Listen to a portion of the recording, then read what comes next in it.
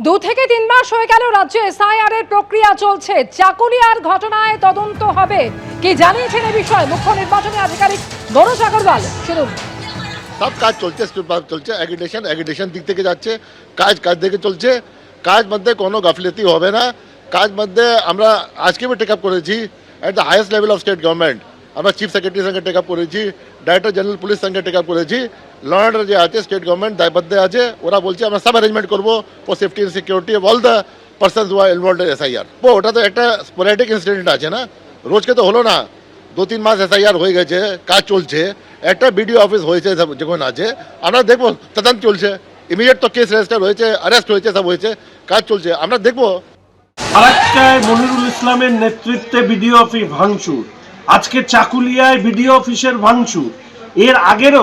এর আগেও যে বিভিন্ন বিডিও অফিস সহ হিয়ারিং সেন্টারে ভাঙচুরের ঘটনা, এটা প্রমাণ করছে এটা রাজনৈতিকভাবে তৃণমূল কংগ্রেসের পক্ষ থেকে সংগঠিত করা হচ্ছে। তার কারণ সুপ্রিম কোর্টে গিয়ে এসআইআর বন্ধ করতে পারেননি, নির্বাচন কমিশনে বারংবার চিঠি লেখার পরেও এসআইআর বন্ধ হয়নি। এসআইআর এর কাজ যত সম্পন্ন হচ্ছে, মুখ্যমন্ত্রী তার আত্মনাদ এই ধরনের ভাঙচুরের ঘটনার মধ্যে দিয়ে সামনে আসছে। একের পর এক উস্কানিমূলক বক্তব্য রেখেছেন রাজ্যের মাননীয় মুখ্যমন্ত্রী, মন্ত্রী এবং জনপ্রতিনিধিরা। তৃণমূল কংগ্রেসের জনপ্রতিনিধিদের এই উস্কানিমূলক মন্তব্যের কারণে তথা মুখ্যমন্ত্রীর বক্তব্য এবং তার নির্দিষ্ট পরিকল্পনা থাকবার জন্যই এই ধরনের বিডিও অফিস সহ হিয়ারিং সেন্টারে এই ধরনের তাণ্ডব অনুষ্ঠিত হচ্ছে বলে অনেকে মনে করছে।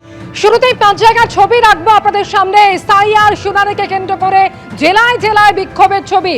শুনানি নিয়ে বিক্ষোভ, আবার কোথাও ফর্ম 7 জমা দেওয়াকে কেন্দ্র করে বিক্ষোভের ছবি। বিভিন্ন জায়গার ছবি রেখেছি আপনাদের সামনে। চাপড়ায় বিএলওরা বিক্ষোভ দেখান, অন্যদিকে টাকিতে এসআইআর হয়রানির অভিযোগে ধুন্ধুমার বাঁধে। চাকুলিয়াতেও এসআইআর নিয়ে বিক্ষোভ, আর সেই বিক্ষোভে ধুন্ধুমার পরিস্থিতি তৈরি হয়। দুর্গাপুর আসানসোলে বিক্ষোভের ছবি।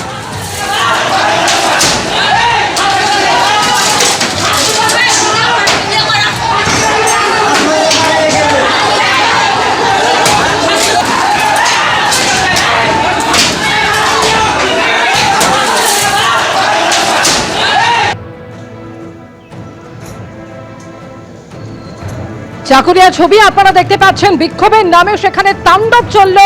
এসআইআর শুনানি নিয়ে, শুনানির নামে হয়রানি হচ্ছে এই অভিযোগে আজকে সেখানে জায়গায় জায়গায় বিক্ষোভ দেখানো হয়। তারা জানে মানুষ পথ অবরোধ করেন, আর বিডিও অফিসে এভাবেই তাণ্ডব চালানো হলো। যেখানে আগুন লাগিয়ে দেওয়া হলো বিডিও অফিসে, প্রায় ধ্বংসস্তূপে পরিণত হলো বিডিও অফিস। দেখতে পাচ্ছেন সেই সময় ছবি যখন উত্তেজনা চরম পর্যায়ে পৌঁছয়, জনতাকে ছত্রভঙ্গ করতে লাঠিচার্জ করে পুলিশ।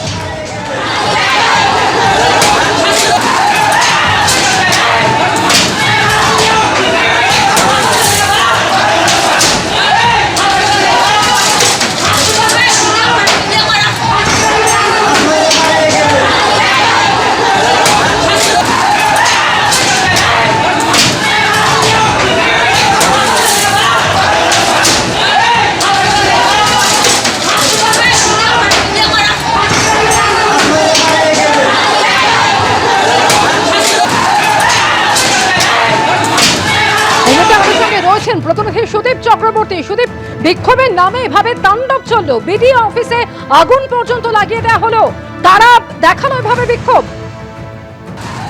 দেখো, আমি তো তোমাকে বলি, আজকে কিন্তু উত্তর দিনাজপুরের যে চাকুলিয়া ব্লক রয়েছে, সেই চাকুলিয়া ব্লকে কিন্তু সকাল থেকেই উত্তেজনা ছিল। অভিযোগ যে এখানে প্রায় ৬৯,০০০ ভোটারের নামে পুনরায় আবার নোটিশ জারি করা হয়েছে। এই খবর যাও রোজেই কিন্তু স্থানীয় বাসিন্দারা খেপে ওঠেছে। তারা চাকুলিয়ার বিভিন্ন রাজ্য সড়কে তারা প্রথমে টায়ার জ্বালিয়ে পথ অবরোধ করে, সেই পথ অবরোধ করতে গেলে পুলিশের সঙ্গে তাদের বচসা বাঁধে। বচসার থেকে সেটা কিন্তু রক্তক্ষেত্রে আকার ধারণ করে। এরপরেই কিন্তু স্থানীয় যেসব মানুষরা যারা বিক্ষোভ দেখাচ্ছিলেন, তারা কিন্তু তাদের রোজ গিয়ে পরে স্থানীয় বিডিও অফিসের ওপরে, তারপরেই তারা সেখানে গিয়ে প্রথমে বিডিও অফিসের দিক দেওয়া সেটা শুরু করে। এরপরেই যখন পুলিশ এসে লাঠিচার্জ করে, এরপরেই কিন্তু পুলিশের দিকে ধেয়ে যায় তারা। এরপরে পুলিশের সংখ্যাটা কম থাকায় পুলিশ পিছু হটে। এরপরে বিডিও অফিসের সমস্ত আসবাবপত্র, তুমি দেখতেই পাচ্ছ ছবিতে, আসবাবপত্র সব ভাঙাচোরা করা হয় এবং পাশাপাশি কম্পিউটার যে সিস্টেমগুলো ছিল সেগুলো সম্পূর্ণ নষ্ট করে দেওয়া হচ্ছে। এমনকি এসআইআর যে ফর্মগুলো, শুনানির ফর্মগুলো ছিল, সেগুলোও কিন্তু তারা নিয়ে এসে বাইরে ফেলে দেয়। এই খবর এই খবরের পাশাপাশি যখন বৃহত্তর বড় সংখ্যা পুলিশ বাহিনী আছে, এমনকি 100 কিলোমিটার দূরে রায়গঞ্জ থেকে পুলিশ বাহিনী কিন্তু সেখানে ডাকা হয়, পাশাপাশি র্যাব যায়, রায়গঞ্জ থেকে প্রায় 40 জনের একটি র্যাব বাহিনী যায়, সেখানে গিয়ে কিন্তু তারা লাঠি চার্জ করে কাগজ একটা তেলও পাঠায়। এরপরে অত্যন্ত জনতা কিন্তু কিছু হতে শুরু করে।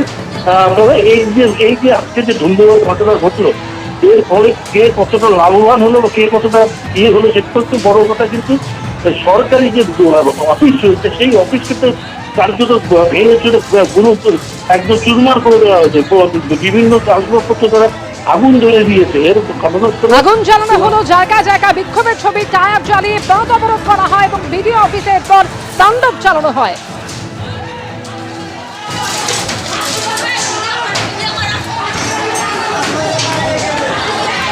কিন্তু আমাদের ভিডিও সাহেব এআই দিয়ে চেক করছে, এআই দিয়ে চেক করার ওকে অধিকার কে দিয়েছে? আমার এটা 1 নম্বর প্রশ্ন।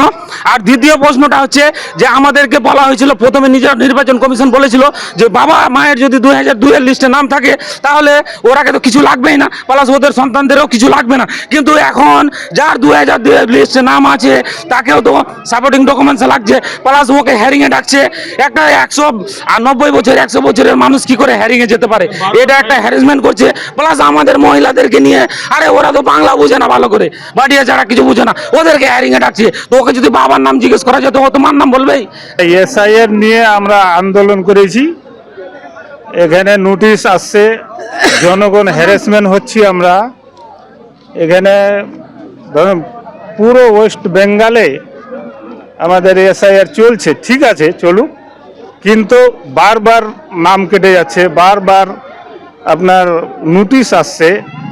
এ আবার কেমন কথা? আমাদের কি আশ্বাস দিচ্ছেন কমিশনার, এটাই আমরা চাই। এখন কি করবো বুঝে উঠতে পারছি না। আমি তো এখানে এখন আমাদের হিয়ারিং পর্ব চলতেছে, আমি আসছিলাম হিয়ারিং নোটিশ আনার জন্য।